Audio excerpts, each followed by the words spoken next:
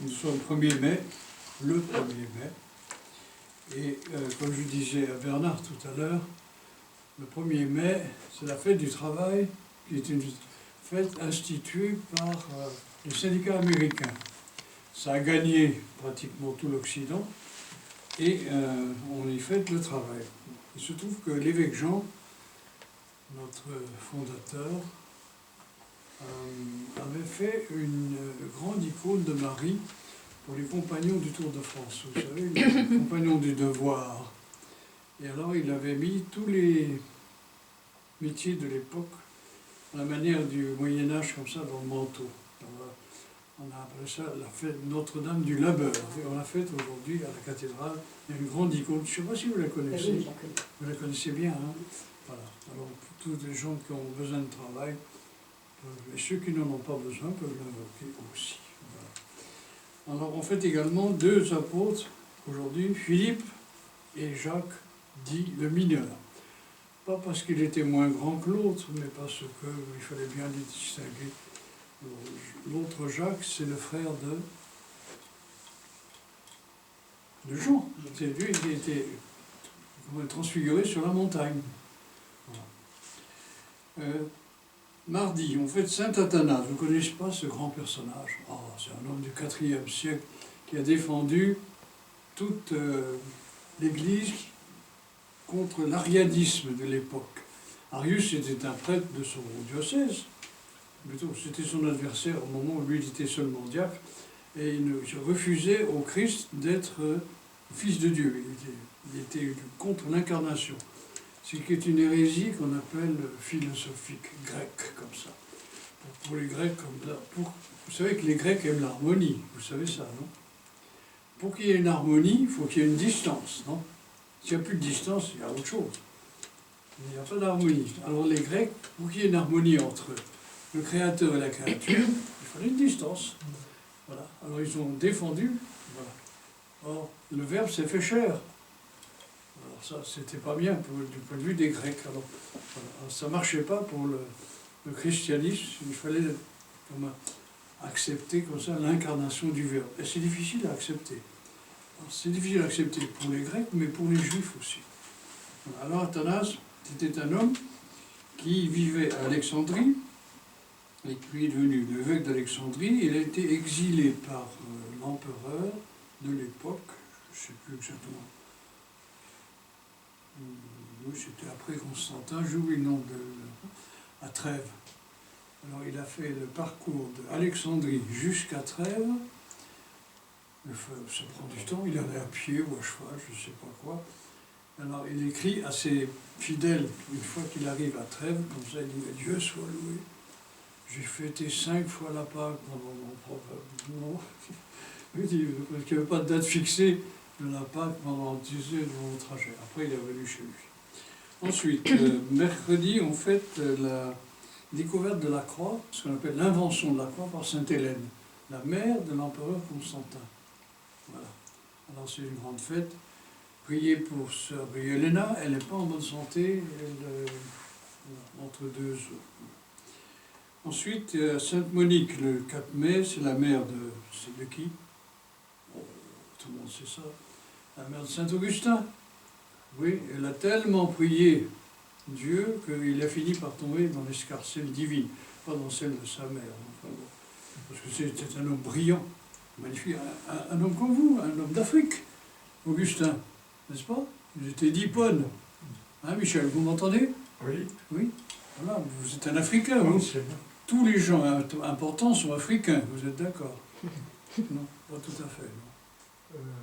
Il y en a quelques-uns. Il y en a quelques-uns. Bon, d'accord. Augustin, c'est le plus brillant. Ensuite, il y avait, vendredi, il y a Saint-Hilaire d'Arles. C'était un homme absolument extraordinaire. Il était moine de Lérins, après il était évêque d'Arles. Et il a lutté contre l'emprise de Rome sur le christianisme dans les Gaules anciennes. Voilà. Alors il y avait une dispute parce qu'on avait sacré évêque un homme qui avait été magistrat dans l'Empire romain, et sa magistrature l'avait obligé de faire pendre 2 personnes. C'était la loi. On s'est aperçu de ça après, Alors on a dit non, un homme qui a été fait mettre à mort 2 personnes, même si c'était légal parce qu'il était juge, il ne peut pas être évêque. Alors ils l'ont destitué. Alors il s'est plaint, l'homme en question, et il s'est plaint auprès de qui? De l'évêque de Rome. C'était le droit d'appel. L'évêque de Rome s'appelait Léon, le Grand. Alors, le concile d'Arles s'est réuni, on a dit, Léon, il peut toujours penser ce qu'il veut, nous, on décide autrement. Et Hyliard a été à Rome visiter le pape. Léon dit, nous avons décidé à Arles, pense ce que tu veux, nous, on ne reviendra pas sur la question. C'était la liberté à l'époque des églises. Alors, voilà. Et puis, et en même temps, il était un homme qui était très aimé par les Juifs. Il y avait beaucoup de Juifs à l'époque dans le sud de la France. Alors à son enterrement, il est venu 30 000 Juifs. Voilà. Alors c'est peut-être pas le cas pour tous les enterrements d'évêques de notre époque. Voilà, excusez-moi de raconter tout ça, mais maintenant, je voulais compléter ceci par quelque chose que peut-être vous n'avez pas perçu, parce que c'est assez difficile. Christ est ressuscité, comme vous savez. Qu'est-ce qu'il a fait dans l'univers? Ben, il a soudé la nature divine à la nature humaine dans sa personne. Vous êtes d'accord pour ça? Et après, qu'est-ce qu'il fait?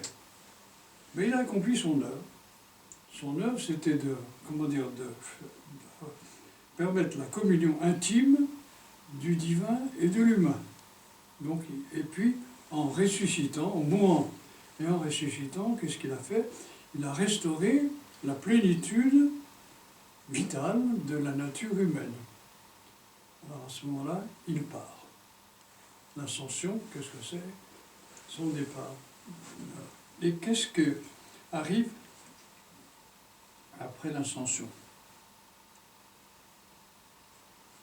Il y a un temps mort, si je puis dire, d'une certaine manière, parce qu'il donne aux apôtres des ordres, et après, le 50e jour, ou plutôt 10 jours après l'ascension, qu'est-ce qui arrive?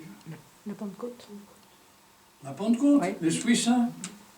Parce que l'Esprit Saint vient, lui, accomplir tout le plan divin pour l'humanité. Alors, quel est le plan divin pour l'homme? La retraite à 60 ans, je suppose, non? Non, pas du tout, non. Qu'est-ce que c'est? C'est que l'homme entre dans l'intimité divine. Si Dieu est entré dans l'intimité humaine par le Christ, par l'Esprit Saint, nous, les hommes, nous allons entrer dans l'intimité divine. Je ne sais pas si vous suivez ça, c'est prodigieux. Voilà. Donc, le Christ a limité son action, disons, à l'incarnation. Ensuite, il dit, je m'en vais, c'est avantageux pour vous. L'Esprit Saint, lui, qu'est-ce qu'il va faire? Eh bien, moi j'ai restauré votre humanité, mais maintenant vous, à titre personnel, vous allez être poussé par l'Esprit Saint dans, dans les entrailles paternelles. Vous allez devenir des dieux. Alors c'est ça qui est absolument prodigieux, c'est ce mystère que Dieu limite son action. L'action du Christ, il pouvait tout faire, mais non, il a limité. Et ensuite arrive l'Esprit Saint qui projette autant qu'il est possible les êtres humains au sein de la divinité. Autrement dit, c'est peut-être ça qui est plus important à essayer de comprendre. C'est que si le Christ a restauré l'humanité, nous disons qu'il a ressuscité la nature humaine, mais il ne nous a pas changé. Vous avez remarqué? Nous pouvons rester toute la vie devant le crucifix, faire des grandes constellations et tout ça, et que rien ne change. Pourquoi? Parce que notre personne n'est pas touchée. Alors, qu'est-ce qui vient pour compléter l'œuvre du Christ? C'est celui qui réveille la personne. Et qu'est-ce qui réveille la personne? C'est l'Esprit Saint. Heureusement que lui, il vient, alors il nous permet, étant avec une humanité restaurée, celle que le Christ a ressuscitée, disons, d'accepter de devenir des, comme on disait au Moyen-Âge, des commensaux de Dieu, dans son intimité. C'est le banquet du Christ, vous savez, juste avant sa mort, eh bien, c'est la préparation du banquet du royaume des cieux vers lequel le Christ nous fait entrer. D'où, d'une certaine manière, nous ne devrions pas être chrétiens, nous devrions être pneumatophores, c'est-à-dire poussés par le Saint-Esprit. Il faut laisser le Christ de côté, son œuvre est faite. Nous communions au corps et au sang, notre humanité est restaurée. Et maintenant, eh bien, nous demandons au Saint-Esprit de nous pousser, de nous réveiller, savoir qui nous sommes, parce que au fond, vous savez qui vous êtes, vous? Bon, je ne sais pas très bien non plus. Hein. Ouais, vous êtes Bernard, qui vit dans les circonstances du XXIe siècle, qui habite à tel endroit, voilà, ainsi de suite. Oui, mais ça, c'est un individu historique, mais ce n'est pas la personne. La personne, c'est le nom prononcé par Dieu avant que nous arrivions sur cette terre et que nous soyons présents. Voilà, alors la même chose avait à dire, le Christ sauve la nature et l'Esprit Saint sauve les personnes. À ce moment-là, sauver, qu'est-ce que ça veut dire? Voir Dieu. Nous entrons dans son intimité. Voilà, tout le programme du christianisme, enfin, et de l'Esprit Saint. Alors maintenant, vous n'êtes plus des chrétiens, vous êtes des pneumatophores. Ça ne veut pas dire que vous êtes nés à Clermont-Ferrand. Non, non, oh, excusez-moi, c'est idiot, mon histoire. Mais voilà, l'Esprit Saint, nous allons fêter à la Pentecôte dans combien de jours? 40. Il y a combien de jours entre la Pâque et la Pentecôte? 40 jours. 50, hein? 50, voilà.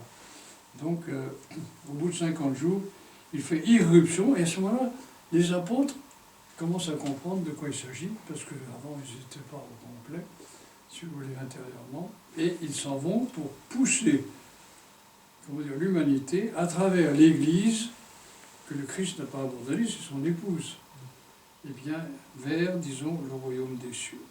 Voilà, si mes paroles peuvent vous servir, tant mieux. Si elles ne peuvent pas vous servir, continuons la prière.